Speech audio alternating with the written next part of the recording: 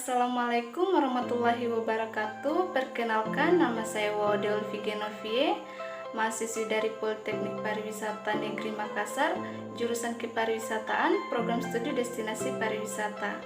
Baik, sebagai salah satu pemenuhan tugas mata kuliah studi lapangan pariwisata, saya ingin menjelaskan materi tentang pengembangan produk destinasi dari buku Destination Product Development by Marison. Baik, yang pertama saya akan menjelaskan definisi dan komponen produk destinasi. Jadi, definisi produk destinasi adalah bauran atau campuran antara komponen yang berwujud dan tidak berwujud, yang terdiri dari produk fisik, sumber daya manusia, pengemasan, dan program. Selain itu, interaksi antara pengelola destinasi dan wisatawan adalah dimensi yang sangat penting dalam produk destinasi. Ada beberapa pendapat para pakar tentang pengertian produk destinasi. Menurut Middleton, produk destinasi dapat didefinisikan sebagai paket yang berisi komponen nyata ataupun tidak berwujud berdasarkan aktivitas wisata di suatu tempat. Paket tersebut dilihat oleh wisatawan sebagai pengalaman. Jadi, produk destinasi melandaskan pentingnya pengalaman dan aktivitas atau kegiatan bagi para wisatawan. Kemudian, Murphy et al. Menemukan bahwa ada beberapa aspek produk destinasi, yaitu lingkungan dan infrastruktur. Lingkungan terdiri dari iklim yang baik, pemandangan yang indah, lingkungan bersih, suasana yang baik dan ramah. Sedangkan infrastruktur terdiri dari ketersediaan makanan yang baik, daya tarik, dan hotel yang baik. Berikut ini adalah skema hubungan antara sumber daya manusia, pengemasan, pemrograman, dan produk. Dapat dilihat dari skema bahwa sumber daya manusia melakukan pengawasan dan pemrograman agar menghasilkan suatu produk dalam suatu destinasi. Selanjutnya, siklus hidup produk destinasi. Siklus hidup destinasi merupakan proses yang menggambarkan bagaimana suatu tujuan dimulai secara perlahan dengan jumlah pengunjung yang terbatas oleh fasilitas dan akses. Ketika suatu destinasi menarik banyak pengunjung, saat itu juga amenitas dikembangkan dan diikuti dengan semakin bertambahnya jumlah pengunjung.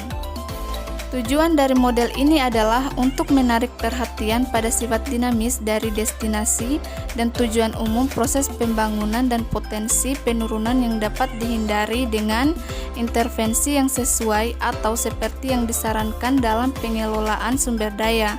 Model siklus hidup destinasi akan membantu menghindari penurunan siklus hidup dari suatu daerah dengan cara yang lebih sederhana dengan mengantisipasi kemerosotan, kesepakatan perencanaan destinasi, manajemen, dan pengembangan.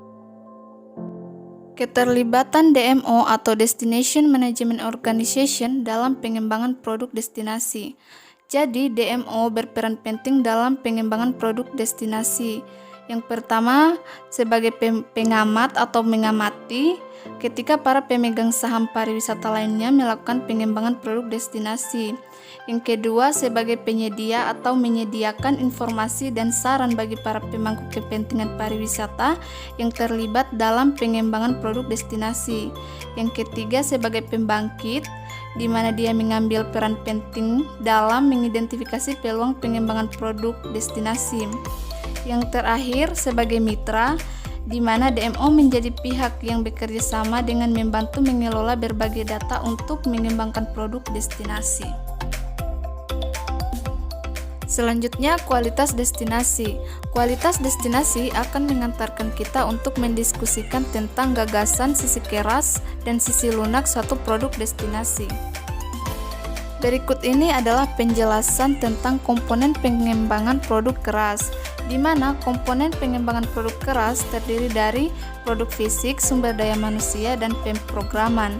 Untuk produk fisik terdiri dari atraksi, fasilitas, transportasi, infrastruktur, pusat informasi, dan lain-lain. Sedangkan sumber daya manusia terdiri dari universitas dan sekolah pelatihan pariwisata. Dan yang terakhir, pemrograman, yang dimana terdiri dari pusat kinerja, tempat pertunjukan, dan lain-lain.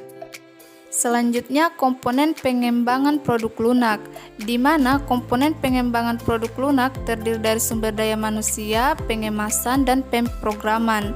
Untuk sumber daya manusia, contohnya strategi pengembangan tenaga kerja. Yang kedua, pengemasan, di mana contohnya bantuan pengembangan kemasan bertema klub produk perjalanan. Dan yang terakhir, pemrograman, contohnya asisten keuangan, kreator festival dan event, pemasaran, pendukung, dan penerjemahan. Berikut adalah model dimensi kualitas pariwisata di sebuah destinasi. Jadi, kualitas pariwisata dipengaruhi oleh 3 hal. Yang pertama, perangkat atau produk keras. Yang kedua, perangkat produk lunak. Yang terakhir, lingkungan, di mana perangkat atau produk keras terdiri dari fasilitas, fungsi, estetika. Kemudian untuk perangkat lunak terdiri dari pelayanan, informasi, hospitality. Dan yang terakhir, lingkungan, di mana untuk lingkungan terdiri dari pemandangan, konsumsi sumber daya, kurangnya polusi. Kualitas pariwisata pada setiap destinasi harus terus diperhatikan, karena kualitas pariwisata sangat penting dalam pengembangan produk destinasi. Karena kualitas memberikan daya saing yang kuat, kualitas membuat suatu destinasi lebih mudah untuk dipasarkan dan meningkatkan keuntungan suatu destinasi. Selanjutnya, model umum pengembangan produk destinasi. Ada 4 strategi pengembangan produk destinasi. Yang pertama, market penetration. Market penetration adalah mendorong lebih banyak penggunaan produk lama pada target pasar yang lama. Kemudian ada product development. Product development yaitu memperkenalkan produk baru terhadap target pasar yang lama. Kemudian market development. Market development adalah menemukan target pasar yang baru untuk produk yang lama. Dan yang terakhir, diversifikasi. Diversifikasi yaitu memperkenalkan produk baru terhadap target pasar yang baru. Prinsip pengembangan produk destinasi. Jadi, berikut ini adalah daftar prinsip dengan pengembangan produk destinasi yang diadaptasi dari the UNWTO atau Handbook on Tourism Product Development. Yang pertama, skala yang tepat. Yang kedua, keaslian. Yang ketiga, dukungan masyarakat. Yang keempat, perbedaan yang pro dan kontra. Yang kelima, kreativitas dan inovasi. Yang keenam, visi destinasi. Yang ketujuh, integrasi. Yang kedelapan, kebutuhan pasar dan kelayakan. Kesembilan, posisi. Yang kesepuluh, keberlanjutan. Yang kesebelas, dukungan pariwisata. Dan yang terakhir, USPS. Selanjutnya, pengembangan produk fisik destinasi. Tipe pengembangan produk fisik destinasi seperti yang kita ketahui bahwa produk fisik destinasi diantaranya adalah daya tarik, fasilitas, infrastruktur, transportasi, dan tentu saja mencangkup semua fasilitas dan amenitas pendukung dari sebuah destinasi. Jadi, dalam mengembangkan produk fisik suatu destinasi, kita perlu memahami analisis-analisis pengembangan produk fisik destinasi. Berikut ini adalah analisis-analisis pengembangan produk fisik destinasi. Yang pertama, melakukan analisis evaluasi lokasi, kemudian diikuti dengan analisis kelayakan keuangan, kemudian melakukan analisis rencana bisnis dan pemasaran, kemudian analisis pasar, dan yang terakhir melakukan analisis penilaian dampak sumber daya. Kemudian, pengembangan sumber daya manusia. Yang pertama, strategi pengembangan tenaga kerja pariwisata. Ada 4 strategi pengembangan tenaga kerja pariwisata yang dikemukakan oleh Alberta Strategi, yaitu yang pertama, menginformasikan dengan meningkatkan akses informasi sehingga para pekerja dapat menjangkau informasi tentang pekerjaan di bidang pariwisata. Yang kedua, menarik, di mana membuat pekerja tertarik untuk bekerja di bidang pariwisata. Yang ketiga, mengembangkan, di mana membangun kualitas dan kuantitas dari bidang kerja pariwisata. Dan yang terakhir, mempertahankan, di mana memberikan pengalaman bekerja yang baik kepada pekerja sehingga mereka bertahan untuk bekerja di sektor pariwisata. Yang kedua, standar tenaga kerja pariwisata, pendidikan, dan program pelatihan. Untuk program bimbingan, beberapa DMO telah menciptakan program bimbingan di mana mereka dapat mendapatkan pengalaman dalam bekerja agar para pekerja menjadi lebih berpengalaman. untuk program pendidikan staf perjalanan, di mana program ini digunakan untuk melatih orang-orang di agen perjalanan dan perusahaan perjalanan agar dapat lebih berpengalaman dan berkompeten dalam hal perjalanan. Selanjutnya, pengembangan paket. Peran paket yaitu untuk menyatukan produk dan tawaran layanan jasa pariwisata, kemudian memudahkan siklus bisnis, kemudian segmen pasar yang beragam, dan yang terakhir menyediakan nilai. Ada banyak sekali manfaat dari paket wisata yang biasanya dirasakan baik oleh sektor pariwisata maupun konsumen. Di sisi konsumen dapat menyediakan budget dari paket yang akan dibeli karena harga yang ditetapkan sudah mutlak. Sedangkan di sisi sektor pariwisata juga membawa manfaat dengan membuka peluang ekonomi. Selain itu, masih banyak lagi manfaat paket yang dapat dilihat dari sisi konsumen maupun sektor-sektor yang terkait. Peran DMO dalam pemaketan. Yang pertama, menyediakan pelatihan bagi para operator pariwisata tentang cara mengembangkan paket yang efektif. Kemudian mendorong para pemegang saham pariwisata untuk mengembangkan paket-paket baru dengan bantuan pemasaran atau keuangan. Dan yang terakhir, membuat sendiri paket baru dan menawarkan paket-paket itu untuk dijual langsung kepada publik atau mencari para pemegang saham untuk melakukan distribusi penjualan. Selanjutnya, program pengembangan festival, event, dan aktivitas. Peran program pengembangan yang pertama, meningkatkan pengalaman pengunjung dengan menciptakan kegiatan-kegiatan baru dan pengalaman. Yang kedua, meningkatkan perekonomian pariwisata, event, atau festival. Yang ketiga, meningkatkan lama kunjungan dan pengeluaran pengunjung. Yang keempat, memberikan informasi dan mendidik pengunjung. Yang kelima, melibatkan pengunjung dalam berpartisipasi sehingga pengunjung memperoleh pengalaman baru. Dan yang terakhir, memberikan kepuasan kepada pengunjung. Selanjutnya, peran DMO dalam pemrograman yaitu merangkum pengembangan festival, event, dan aktivitas yang baru melalui penyediaan bantuan keuangan. Biasanya, bantuan keuangan ini adalah untuk membantu menutupi biaya pemasaran atau pemrograman tambahan. Selanjutnya, interpretasi atau penerjemahan. Penerjemahan pada dasarnya penting dalam pariwisata. Meskipun tidak menarik perhatian yang sama seperti kemewahan resort baru, taman, dan pengembangan fisik utama lainnya dalam suatu destinasi, namun penerjemahan sangat penting karena membantu pengunjung memahami lebih dalam apa yang mereka lihat dan alami di sebuah destinasi. Manfaat penerjemahan adalah yang pertama, memperdalam pemahaman pengunjung terhadap aspek-aspek tertentu dari suatu destinasi termasuk sejarah, budaya, dan lingkungan alaminya. Yang kedua, mendorong perilaku pengunjung yang tepat, khususnya pada situasi yang sensitif terhadap kebudayaan. Penerjemahan digunakan untuk menyampaikan kode bagaimana perilaku yang sesuai pada destinasi tersebut. Yang ketiga, meningkatkan jumlah pengalaman dan kepuasan pengunjung terhadap suatu destinasi. Yang keempat, menghibur pengunjung. Yang kelima, untuk memberikan informasi kepada pengunjung. Dan yang terakhir, untuk mengendalikan pengunjung. Selanjutnya, peran DMO atau Destination Management Organization dalam penerjemahan adalah untuk menyediakan materi penerjemahan untuk para pemandu wisata. Yang kedua, untuk melakukan pelatihan terhadap pemandu wisata dalam memberikan penerjemahan. Yang ketiga, memberikan program lisensi untuk pemandu wisata sehingga mereka dapat mengendalikan kualitas pemandu dalam penerjemahan.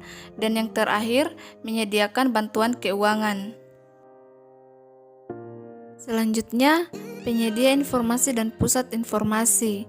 Peran pusat informasi pengunjung adalah untuk mendorong pengeluaran per kapita yang lebih tinggi, mengendalikan permintaan untuk informasi prakunjungan, menjawab pertanyaan informasi yang diterima secara langsung maupun tidak langsung, memberikan informasi lokal baik secara lisan maupun dengan memperlihatkan dokumen seperti gambar, video, dan lain-lain, menyarankan perjalanan khusus, dan yang terakhir, menjual souvenir atau lektur yang berkaitan dengan pariwisata setempat.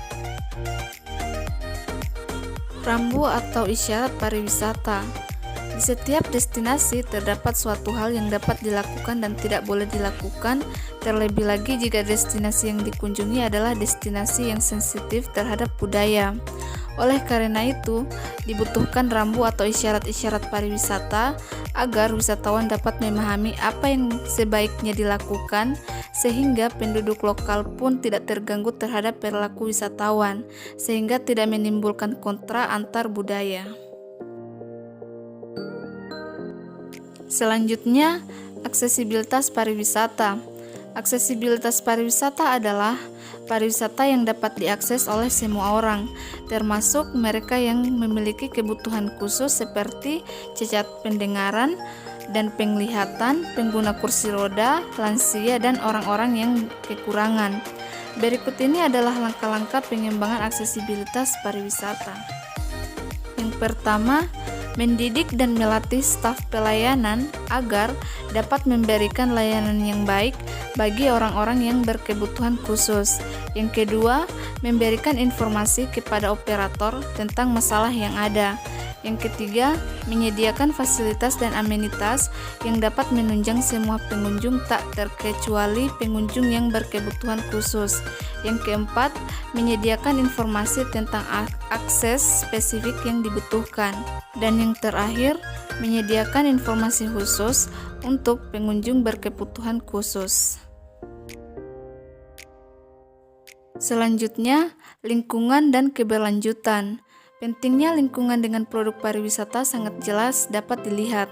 Perkembangan pariwisata yang lestari telah muncul sebagai konsep yang luas untuk menjamin bahwa pariwisata bertumbuh dengan cara yang tidak permanen merusak masyarakat, lingkungan, dan budaya suatu destinasi. Oleh karena itu, pengembangan pariwisata dan produk pariwisata dalam sebuah destinasi harus benar-benar memperhatikan dan mempertimbangkan aspek lingkungan dan sosial budaya, agar pariwisata pada suatu destinasi dapat dikembangkan terus-menerus dan berkelanjutan tanpa merusak lingkungan dan budaya asli pada destinasi tersebut. Dari pemaparan materi yang telah dijelaskan, dapat disimpulkan bahwa pengembangan produk pariwisata merupakan hal yang sangat penting dalam pengembangan kepariwisataan pada suatu destinasi. Pengembangan pariwisata pada suatu destinasi harus dibarengi dan diikuti dengan pengembangan produk destinasi agar pariwisata pada suatu destinasi dapat berkembang dengan baik. Untuk saran, sebaiknya para pelaku pengembangan pariwisata dapat mengembangkan pariwisata dan diikuti dengan pengembangan produk destinasi dengan memperhatikan aspek lingkungan, sosial, dan budaya suatu destinasi, agar pariwisata pada suatu destinasi dapat terus-menerus berkembang secara berkelanjutan tanpa merusak lingkungan dan budaya asli dari suatu destinasi. Baik, itulah pemaparan materi dari saya tentang pengembangan produk destinasi. Lebih dan kurangnya mohon dimaafkan. Wassalamualaikum warahmatullahi wabarakatuh.